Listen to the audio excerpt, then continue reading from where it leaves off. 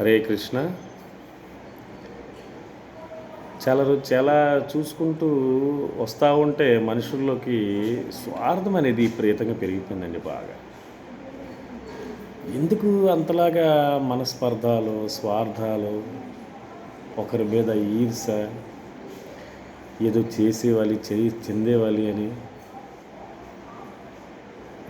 నైటే మనం పడుకునేటప్పటికి మనకి ఏం జరుగుతుందనే విషయం మనకు తెలియట్లేదు. మరి అలాంటప్పుడు మనము ఇవన్నీ మనం పెట్టుకోవడం వల్ల మనకి ఏమొస్తుంది? ఒక్క రోజా మనశ్శాంతిగా ఉండవు. ఆ పలకరింపులో అయినా, ఇంకేదైనా చెప్పడానికైనా లోపల ఒకటి, బయట ఒకటి. ఎలా సాధ్యమవుతుంది? ఎదురుగా ఉండేటప్పుడు మాట్లాడరు. అదే వ్యక్తి ఇలా వెనక్కి తిరిగి నెమ్మటనే రకరకాలుగా మాట్లాడుతుంది. ఎందుకు యథార్థంగా మాట్లాడవచ్చు, చెప్పవచ్చు కదా. ఇప్పుడు ఏదైనా సరే తప్పు ఇది నాకు అనిపించింది అనుకోండి, ఇలా మాట్లాడడం వల్ల ఏం నష్టం ఉంది? అదే విషయం అతను వెనక్కి తిరిగిన తర్వాత 10 మంది 20 మందితో మాట్లాడుకొని చెప్పుకుంటుంటారు. ఏమొస్తుంది?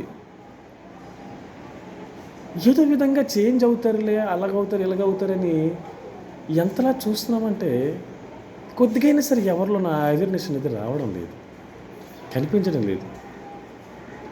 చాలామంది అంటుంటారు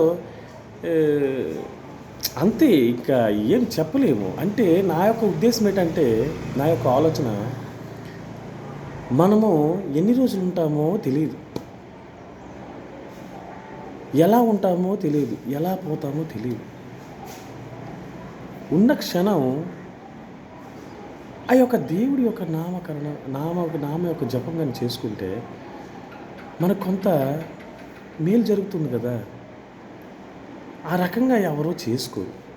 ఎందుకో మనకి ఇంకా 10 సంవత్సరాలు 20 సంవత్సరాలు మనకు టైం ఉంది కదా, మరొక 5 సంవత్సరాల తర్వాత మొదలు పెడదామని చెప్పేసి చాలామంది కూడా అనుకుంటుంటారు. నైటే మనం పడుకునేటప్పుడే పుట్టుక్కుమనే ప్రాణం అండి మంది. ఏ మంచి చేయాలన్నా ఈరోజే, రేపు చేద్దామనే విషయాన్ని మనం వదిలేవాలి. రేపు చేద్దామనే ఆలోచన మన మైండ్లో పెట్టుకోకూడదు. ఏం చేద్దామని, ఒకరికి మంచి చేయాలన్నా, ఒకరికి మంచి సహాయాన్ని అందించాలన్నా, ఒక దేవుడి యొక్క నామకరణ జపం చేసుకోవాలన్నా ఈరోజు మాత్రమే మనకు ఉంది. రేపు అనేది మనకి లేదు. మనకి ఆ విషయాలు తెలిసినప్పటికి కూడా ఇంకా పక్కవాడి మీద ఏడుపు గోల ఆలోచిస్తేనే ఒక్కొక్కసారి మైండ్ పోతుంటుంది. మనలో ఆ శక్తి అనేది ఎందుకు భగవంతుడు మనకి ఇవ్వట్లేదని. మనం వెళ్తే కదా భగవంతుడి వైపు అతను ఇస్తాడా లేదని మనకు తెలుస్తుంది. మనం వెళ్ళి చూడాలి కదా. అందరం చెప్తాము, మేము పూజలు మామూలుగా చేయము, మాకు భక్తి మార్గం మాకు ఉంది, మా మనసులో చేసుకుంటాం. మనసులోన తిన్నానులే అనుకుంటే కడుపు నిండుతుందా? కంచంలో వేసుకున్న తర్వాత మన మాత్రం మనం నోట్లోకి వెళ్ళిన తర్వాతనే కదా తిన్నామో లేదని తెలుస్తుంది. మరి అది ఏమీ లేకుండా మన మనసులోన ఓకే తినేసాను అనుకోనంటే అయిపోతుందా? అందరు చెప్పే మాట ఇదే, మనసులో ఉండాలి, మా మనసులో ఉన్నది ఏంటి? మనసు ఏంటి? ఎప్పుడైనా మీరు చూసారా మీ మనసుకి? ఎప్పుడైనా అడిగారా మీ మనసుకి ఏం కావాలనేది? మీరే నిర్ణయించుకుంటున్నారు. నా మనసుకి చెప్పుకుంటున్నారు, మీరు బదులు చెప్పుకుంటున్నారు, కానీ మనసు ఏం కోరుకుంటుంది ఎప్పుడైనా ఆలోచించారా? దయచేసి ఇప్పటికైనా అర్థం చేసుకోండి. ఈ రోజే మనకుంది కాబట్టి ఈరోజు మనం ఏం చేయాలి అనే విషయాన్ని తెలుసుకోండి. దయచేసి పక్కవారి గురించి అనే విషయాలన్నీ కూడా విడిచిపెట్టండి. ఈ రోజులు ఎలా ఉన్నాయంటే, అయిపోయింది కదా, ఇంకొక అవతారం, మన విష్ణుమూర్తి యొక్క అవతారంలోనే ఇంకొక అవతారం ఉంది, కలికి అవతారం. యుగాంతం అవడానికి దగ్గరలో మనం వచ్చాం. సో యుగాంతంలో ఇలాంటివన్నీ కూడా సాధ్యం. అందుకనే ఆ కృష్ణ పరమాత్మ ఏం చేశాడు అనుకుంటే, ఈ యొక్క భక్తి మార్గం ఒకటి ఉంది, దీంట్లో నుంచి మీరు బయటపడవచ్చు అని చెప్పేసి ప్రతి ఒక్కరిలో కూడా ఒక ఆలోచన అనేది తీసుకొని వస్తున్నారనమాట. ఆ ఆలోచన మనం కూడా ముందుకు తీసుకెళ్లే విధంగా ప్రయత్నం చేయాలి.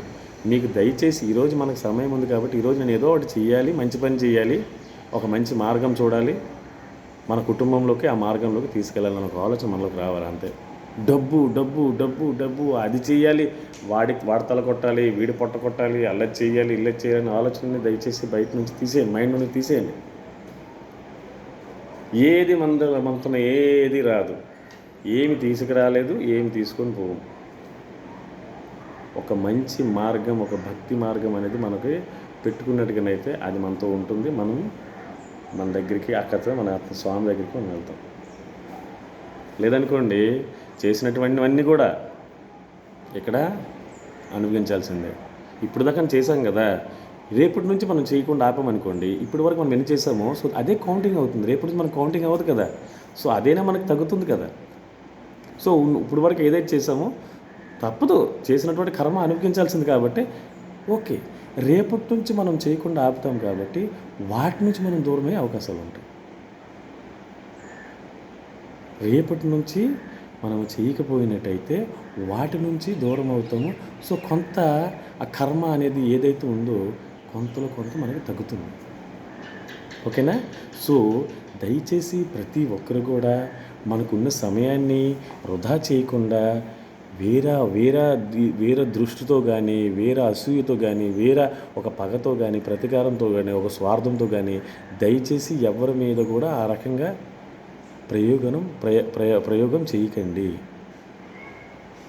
ఆ రకంగా ఒక్క క్షణం బతకలేమండి, మనం బతకలేము. మీరు ఒక్కరోజు ఒక 1 వీక్, ఒక 1 మంత్ ట్రై చేయండి. ఉంటే రేపటి దినాన మనం ఉన్నట్టుగానైతే ఇవన్నీ కూడా మనం చక్కగా ప్రయత్నం చేసినట్టయితే మనకి ఎలాంటి ఒక ఆలోచన వస్తుందని ఒకసారి ఆలోచించండి. ఓకేనా ఫ్రెండ్స్? అందరూ కూడా చక్కగా మనమందరం కూడా ఒక మంచి మార్గంలోకి వెళ్ళాలి. మంచి మార్గంలోకి వెళ్ళి 10 మందికి మంచి ఉపయోగపడే విధంగా, వారికి మంచిగా తీర్చిదిద్దే విధంగా మనం అందరం కూడా ప్రయత్నం చేస్తామని కోరుకుంటూ సెలవు తీసుకున్నాం. హరే కృష్ణ, హరే కృష్ణ, కృష్ణ కృష్ణ.